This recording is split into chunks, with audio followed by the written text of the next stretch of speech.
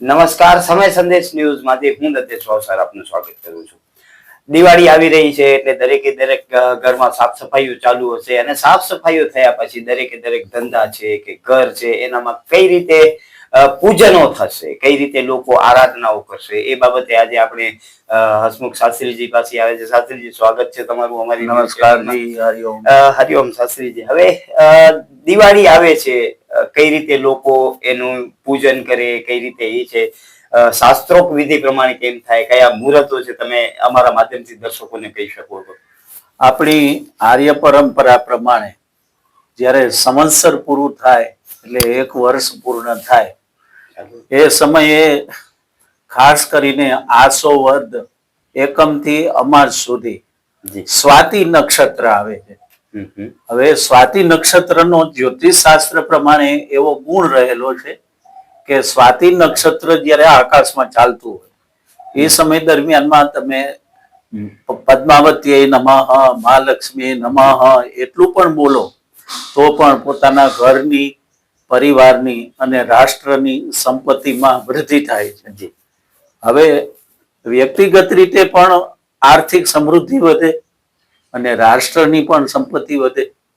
એટલા માટે આ લક્ષ્મી પૂજાનો પ્રયોગ સંવત્સરના અંતે એટલે કે જ્યારે આપણું વર્ષ પૂરું થાય એ સમય દરમિયાનમાં એ લક્ષ્મી પૂજા કરવાની હોય છે. એમાં શ્રી યંત્ર પૂજા થઈ શકે, વેપારી હોય તો ચોપડાની પૂજા કરી શકે, પેઢીની પૂજા કરે, કોઈ ટ્રાન્સપોર્ટર હોય તો વાહનોની પૂજા કરે.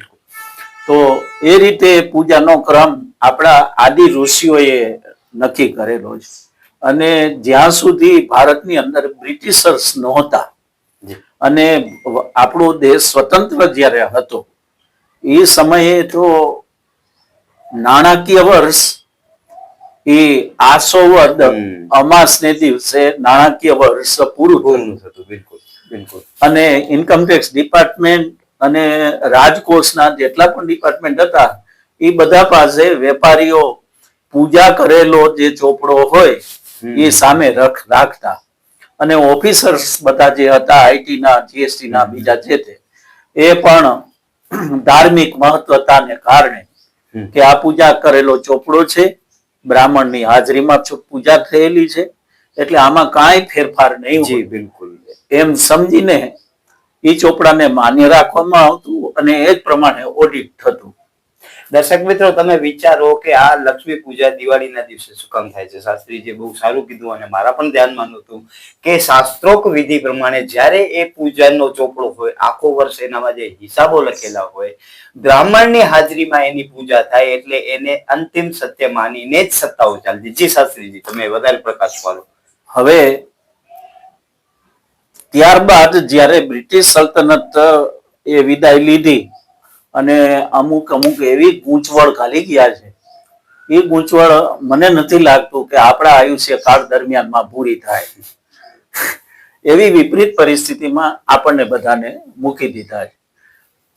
નહીં તો જેવો ચોપડો પૂરો થાય એની અંદર જેટલી પણ જમા રકમ હોય એ નવા ચોપડાની અંદર શ્રી પુરાંત ખાતે જમા ખાતે લેવામાં આવતી અને કુબેર ભંડાર શ્રી પુરાંત ખાતે 1,0,0,0,0,0 અસંખ્ય જીરો કરીને છેલ્લે 1 એને મિતિ કહેવામાં આવતી. આ પરંપરા ઘણા વર્ષો સુધી ચાલી છે, હજી પણ ચાલે છે, પણ હવે એનું કોઈ એટલું મહત્વ કે ઉત્સાહ રહેલો નથી.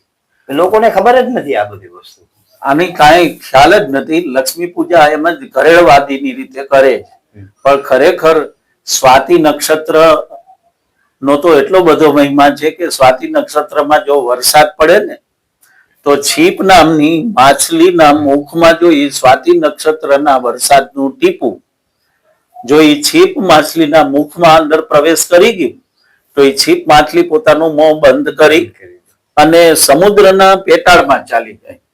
પછી એક વર્ષ જ્યારે પૂર્ણ થાય અને સામેના વર્ષનું જ્યારે સ્વાતિ નક્ષત્ર આવે આસો વદ એકમનું, ત્યારે એની અંદર સાચું મોતી પાકે જેને તમે પલ તરીકે ઓળખો છો.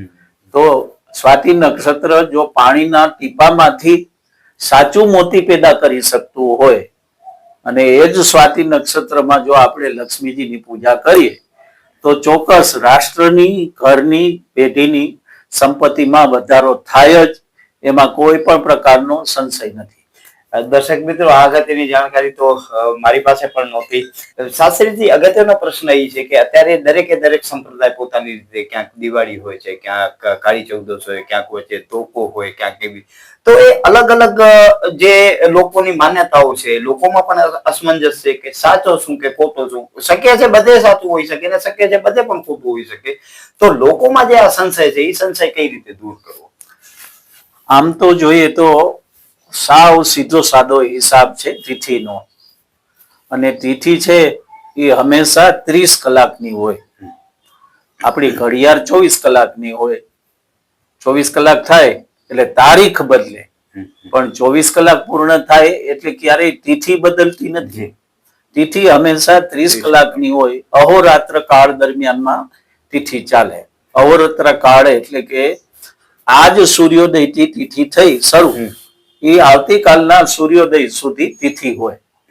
પણ એમ છતાં ખગોળની પરિસ્થિતિ, પૃથ્વીના પરિભ્રમણ ઉપર, સૂર્યચંદ્રની ગતિ, એના ઉપરથી તિથિનું નિર્માણ થાય છે. એ તિથિમાં ક્યારેક 30 કલાકની બદલીમાં કોઈક તિથિ છે એ 25 કલાકની પણ હોઈ શકે. કોઈ તિથિની વૃદ્ધિ થતી હોય તો 30 કલાકની બદલીમાં 35 કલાકની પણ હોઈ શકે. એ હિસાબ બધો પંચાંગ દ્વારા પંડિતો બહુ એડવાન્સમાં નક્કી કરતા હોય છે.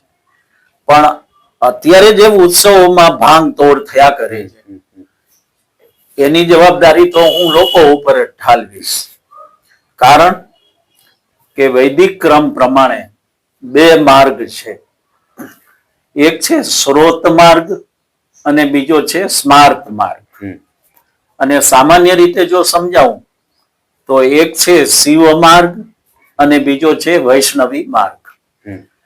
વૈષ્ણવી માર્ગ જે રહ્યા એ ઉગતી તિથિને લીએ છે, અને શિવ માર્ગી જે રહ્યા એ આથમથી તિથિ એટલે કે રાત્રિ કાળ દરમિયાનમાં જે તિથિ વધારે ચાલવાની હોય, એ શિવ માર્ગી લોકો રાત્રિ કાળ દરમિયાનની ચાલતી તિથિને સ્વીકારે છે.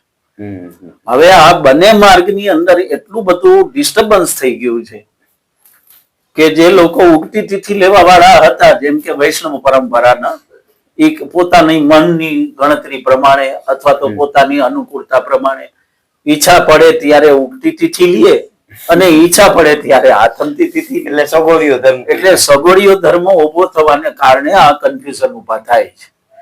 આ બધા સંદેહનું કારણ માણસની જે મસ્તિષ્કમાં રહેલી અનુકૂલનની જે બુદ્ધિ છે, એ બુદ્ધિ દ્વારા, નહીતર એને નક્કી કરી લેવું જોઈએ કે અમે સ્રોત માર્ગી છે, નારાયણી વૈષ્ણવી પરંપરાને માનીએ છીએ, તો ઉગતી તિથિ જ લેશું. બરોબર છે. દરેકે દરેક જગ્યાએ, દરેક જગ્યાએ એમ લેવું જોઈએ, તિથિ પ્રમાણે ચાલવું જોઈએ. હવે શૈવ માર્ગી છે એ લોકોએ એમ નક્કી કરી લેવું જોઈએ કે અમારે આથમતી તિથિ લેવાની છે, તો એ લોકોએ આથમતી તિથિ લેવી જોઈએ. હવે આ બંને માર્ગની અંદર સગવડીયો ધર્મ ઉભો થવા માંડી ગયો. ઘણા શૈવ માર્ગી એવા છે ઉગતી તિથિ લેવા માંડી ગયા. ઘણા વૈષ્ણવ પરંપરાના સંપ્રદાયો એવા છે કે આથમતી તિથિ લેવા માંડી ગયા. એટલે પોતાની સગવડતા પ્રમાણે મન પડે ત્યારે ગાડી ગેરમાં નાખે અને મન પડે ત્યારે રિવર્સમાં નાખે. આ બધી પરિસ્થિતિ થવાને કારણે અત્યારે જે કન્ફ્યુઝન ઉભા થાય છે, એટલે પછી એને તો આ કન્ફ્યુઝનને પરિપુષ્ટ કરવા વાળી કેવડી મોટી યુનિટી કામ કરે છે. એને તો એમ જ થાય છે કે વાંધો નહીં, આર્ય પરંપરાના રીત રિવાજોમાં ભલે કન્ફ્યુઝન ઉભા થતા હોય એટલે એ લોકોનો ઉત્સાહ ભંગ થઈ જશે. ઉત્સાહ ભંગ થવાને કારણે સમાજની અંદર એ તહેવાર પ્રત્યેની કોઈ મહત્વતા નહીં ઘટી જાય, તો એ લોકો તો પ્રસન્ન થાય છે, કાંઈ વાંધો નહીં, તમે તમારે કર્યા કરો આવી રીતે. હવે શાસ્ત્રીજી, મુખ્ય મુદ્દો કે આ જે તહેવારો મોટા આવે છે, કયા કયા દિવસે કયા તહેવારો છે, શું એના ચોઘડિયા છે, લક્ષ્મી પૂજન માટે શું છે, એ થોડું અમારા દર્શકોને તમે આ વિગતવાર આપો. તો ઉગતી ભાંગતી તિથિ, ઉગતી તિથિ, આ બધા જે નિર્ણયો રહ્યા એની વચ્ચે અત્યારના સાંપ્રત સમયમાં જે કન્ફ્યુઝન ઉભા થયા છે, એ બધા કન્ફ્યુઝન દૂર થઈ શકે. કોઈક સારા વિદ્વાનો, પંડિતો જે તમારા સંપર્કમાં હોય એની પાસેથી પણ તમે તિથિનું માર્ગદર્શન લઈ શકો છો. હવે આ વર્ષમાં આ 2025 ની દિવાળીમાં ચોપડા ખરીદતી એ આસોવદ આઠમ ને મંગળવાર 14/10/2025 ના હતો, જેને અહોચી અષ્ટમી એમ પણ કહેવાય છે. અને સવારે 11 થી 11 સુધી આઠમ હોવાને કારણે તમે તે દિવસે ચોપડા ખરીદી શકો અથવા ચોપડાનો ઓર્ડર પણ કરી શકો અને લઈ આવી પણ શકો. પછી ધનતેરસ જે છે એ આસોવદ 12 અને 13 થોડીક ઉગતી છે, થોડીક આથમતી છે. તો એ જે છે તે શનિવાર છે, તારીખ 18/10/2025 ના બપોરે 12:20 એ ધનતેરસ છે, 12:20 સુધી. અને ધન્વંતરી જયંતી પણ કહેવાય છે. તે દિવસે આયુર્વેદના આચાર્યો, આયુર્વેદના નિષ્ણાંતો ઔષધિની પૂજા કરે, ધન્વંતરી ભગવાનની પણ પૂજા કરે. એને ધનત્રયોદશી કહેવાય છે. શ્રી યંત્રના જે ઉપાસક હોય, જગતગુરુ શંકરાચાર્યની પરંપરાના, એ શ્રી યંત્ર પૂજન પણ કરી શકે, ચોપડા ખરીદી પણ શકે અને ચોપડાનો ઓર્ડર પણ આપી શકે. પછી કાળી ચૌદશ એ આસોવદ 14 ના 20/10/2025 સોમવારના છે. સોમવારના બપોરે 3:46 સુધી છે. તો એ સમય દરમિયાનમાં કાળી ચૌદશમાં તમે ભૈરવ પૂજા છે, પરંપરાગત કોઈના નિવેદ થતા હોય માતાજીના કે પોતાના દેવસ્થાનના, એ નિવેદ પણ કરી શકે. દિવાળી જે છે એ આસોવદ 14 અમાસ એટલે કે થોડી ઉગતી થોડી આથમતી એ ગણતરી કરતા સોમવારના તારીખ 20/10/2025 એ અમાસનો પ્રારંભ પણ છે અને આગળની ચૌદશનો અસ્ત પણ છે. તે દિવસે દીપ પૂજા, લક્ષ્મી પૂજા, શારદા પૂજા, સરસ્વતી પૂજા, ચોપડા પૂજન કહો, લક્ષ્મી પૂજન કહો, એ થઈ શકે છે. હવે આસોવદ અમાસને મંગળવાર તારીખ 21/10/2025 ના દર્શ અમાસનો પણ દિવસ છે. તે દિવસે રોશની દિવસ પણ કહી શકાય, પ્રકાશ પર્વ પણ કહી શકાય. હવે વિક્રમ સંવંત 2082 નું નૂતન વર્ષ એ પ્રારંભ વીર સંવંત વિક્રમ સંવંત 2052 અને કારતક સુદ એકમ ને બુધવાર તે તારીખ 22/10/2025 તે દિવસે નૂતન વર્ષનો પ્રારંભ છે.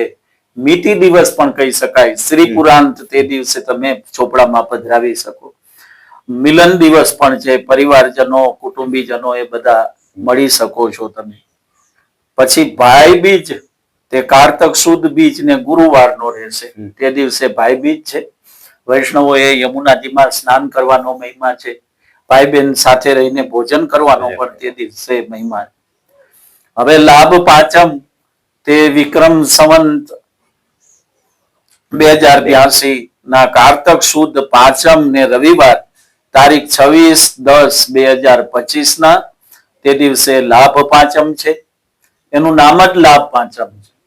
તે દિવસથી વેપારનો પ્રારંભ કરવાથી આખા વર્ષ દરમિયાનમાં વિશેષ તમને લાભ પ્રાપ્ત થાય. તેને શ્રી પંચમી પણ કહેવાય છે. શ્રી કહેતા લક્ષ્મી. તો વેપારમાં, ઉદ્યમમાં, કૃષિ ક્ષેત્રમાં બધે સંપત્તિનો વધારો થાય. એ જ પાંચમને બધા પાંડવ પાંચમ એવું પણ નામ છે. અને સૌભાગ્ય જ્ઞાન પંચમી એવો પણ દિવસનું નામ છે. તે દિવસે વેપાર દિવસનો પ્રારંભ થાય છે. અને કોઈ મશીનરી ખરીદતા હોય, કોઈ ફેક્ટરીની અંદર કોઈ બોઇલર વગેરે નાખતા હોય તો તે દિવસે પણ એની પૂજા કરી અને લાભ પાંચમને દિવસે પ્રારંભ કરવો એ અતિ ઉત્તમ છે. શાસ્ત્રીજી, નવો સાહસ કોઈ કરતા હોય એ પણ લાભ પાંચમને કરી શકે? લાભ પાંચમને દિવસે માની લો કે તમે કોઈ પણ વ્યક્તિ એક વેપાર કરે છે, પણ એ વેપારની સાથે સંલગ્નિત બીજો એને રો મટીરિયલનો વેપાર કરવો છે, તો એવા કાર્યનો લાભ પાંચમને દિવસે પણ અલગથી વેપાર પ્રારંભ કરી શકે. એનું નામ જ લાભ પંચમી છે. અને લાભ અને શુભ એ પુરાણની દ્રષ્ટિએ જે છે ને, ગણપતિ મહારાજના પુત્રનું નામ છે. ગણપતિ મહારાજના બે દીકરા હતા, લાભ અને શુભ. પહેલાના સમયમાં તો કાળી ચૌદશને દિવસે દરવાજા ઉપર લાભ શુભ લખવામાં આવતું. તો એ લાભ અને શુભ એ પરંપરા નષ્ટ થતી આવે છે. હવે લોકો કોઈ લાભ શુભ વગેરે લખતા નથી, દરવાજે ચાંદલો નથી કરતા. પણ તમને એ નથી ખબર કે આપણા ચિહ્નોનો કેટલો બધો મહિમા છે. આપણો જે સાથીઓ છે ને સ્વસ્તિક, એ સ્વસ્તિક નો ગ્લોબલ વેલ્યુ છે. આખી ધરતીના દડા ઉપર એ સાથિયાનો મહિમા છે. રોમન કન્ટ્રીના એક રાજા હતા, એને જોયું કે આ આર્ય પરંપરાના લોકો જ્યારે શુભ કાર્ય થવાનું હોય ત્યારે સાથીઓ કરે છે. તો રોમન કિંગે પોતાની રોયાલિટીનો જે સિમ્બોલ હતો એ ઊંધા સાથિયાનો કરી નાખ્યો. વિશ્વના બીજા કોઈ દેશનો સિમ્બોલ એને યાદ ના આવ્યો, પણ ભારતનો જ સિમ્બોલ યાદ આવ્યો, આર્ય પરંપરાનો. તો વિચાર કરો કે આખા વિશ્વની અંદર જો ભારતીય પરંપરા, આર્ય પરંપરાનો આટલો બધો મહિમા હોય તો એ મહિમાને આપણે ભારતીયોએ ભૂલવો ન જોઈએ. લોકો સાથીઓ કરવામાં એમ સમજે છે કે અમારો દરવાજો ખરાબ થશે. સિંદૂરનું ચાંદલો કે 5 ચાંદલા કરવામાં એમ સમજે છે કે અમારો ડોર ડેકોરેશન થી અલગ થઈ જશે. આવું ન વિચારવું જોઈએ. ખૂબ જ શ્રદ્ધાથી, ભાવનાથી જે સિમ્બોલ, જે પરંપરા એની આખી પૃથ્વીની દડા ઉપર જો બોલબાલા હોય તો પછી ભારતીયોએ એની ઉપેક્ષા ન કરવી જોઈએ. શાસ્ત્રીજી, ખૂબ ખૂબ ધન્યવાદ અમારા દર્શકોને જ્ઞાન દેવા બદલ. અને સમયાંતરે અમે તમને આ જ રીતે હેરાન કરશું. લોકોની સુખાકારી છે કે એમને તમારા માધ્યમથી કોઈ લાભ થતો હોય તો એના માટે અમે જરૂર પ્રયાસ કરશું. અતીતમાં આપણે ઘણા બધા કર્યા છે, પરંતુ વચ્ચે થોડોક ગેપ પડી ગયો, તો હવે સમયાંતરે કરતા રહીશું આપણે. જી જી. દર્શક મિત્રો, તો હસમુખ શાસ્ત્રીજી આપણે બતાવ્યું કે દિવાળીનો શું, ચોપડા પૂજનનો શું મહિમા છે, કાળી ચૌદશ છે, ધનતેરસ છે, એના શું મહિમા છે. અને એ પરંપરાઓ તમે જો પકડીને ચાલશો તો આજીવન કોઈ દિવસ હેરાન થવાના નથી. અને ખાસ શાસ્ત્રીજીએ એ બતાવ્યું કે ચોપડા પૂજન શા માટે કરવામાં આવે છે. જ્યારે રાજાશાહીના વખતમાં બ્રાહ્મણોની હાજરીમાં જે ચોપડાનું પૂજન થતું, એટલે એ વેપારીનો એ અંતિમ સત્ય માની લેવામાં આવતો અને એના મુજબ જ જે ટેક્સેશન ને જે કાર્યવાહીઓ થતી એના પ્રમાણે જ થતી. તો આ આપણે આપણી પરંપરાઓ ભૂલ્યા છીએ અને હાલ અંગ્રેજી નવા વર્ષ પ્રમાણે આપણે એપ્રિલ થી માર્ચ ચાલીએ છીએ. એ હકીકતમાં આ જે આપણો યુગ બદલ્યો છે એના કારણે છે. અતીતમાં તો એવી જ રીતે ચાલતું કે દિવાળીથી દિવેલીના વહીવટો ચાલતા. નમસ્કાર દર્શક મિત્રો, તમને અમારો આ એપિસોડ સારો લાગ્યો હોય તો અમને સૂચન આપજો અને સબસ્ક્રાઇબ કરજો જરૂર. નમસ્કાર.